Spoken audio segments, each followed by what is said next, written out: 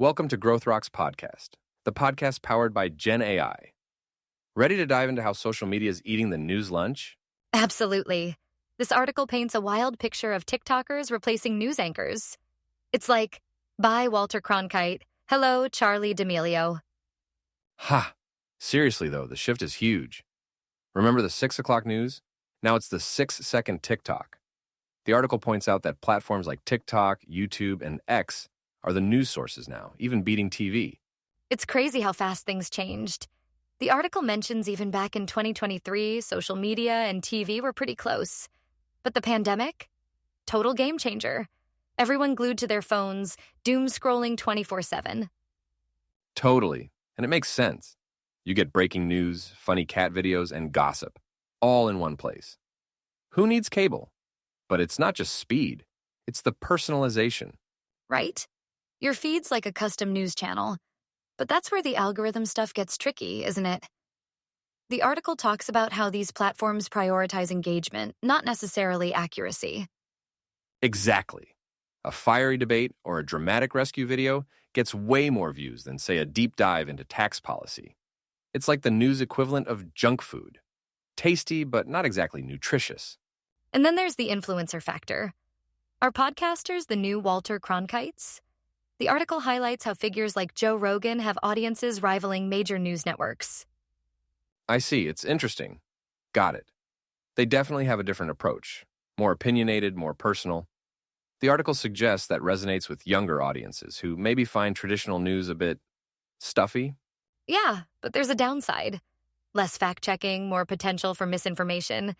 It's a trade-off for sure. For sure. And let's not forget the money angle.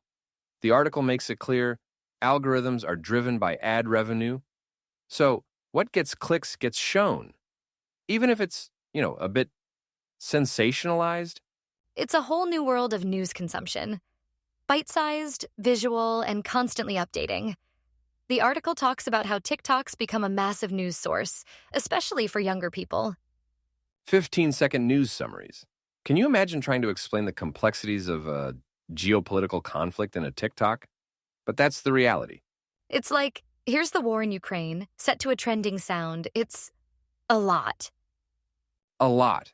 And the generational divide is fascinating. The article shows how younger people are all over social media for news, while older generations are sticking with TV and, dare I say it, newspapers. My grandma still gets the paper delivered. But yeah, the article breaks down the demographics pretty clearly. Different platforms, different audiences. It's like a fragmented media landscape. And then there's the trust issue. The article cites surveys showing rock-bottom trust in news overall. It's a vicious cycle. People distrust traditional media, so they turn to social media. But then that gets filled with misinformation, so trust erodes further. How do we fix that? That's the million-dollar question. The article emphasizes the importance of rebuilding credibility. But how? In a world of deep fakes and AI-generated content, it's a tough challenge. It is. But it's a crucial one. The future of news, as the article concludes, depends on finding a balance between this new, fast-paced, personalized world and, actual facts. Well said. Thanks for joining me on Growth Rocks Podcast to discuss this fascinating shift in how we consume news. Until next time, stay informed. And maybe double-check those TikToks.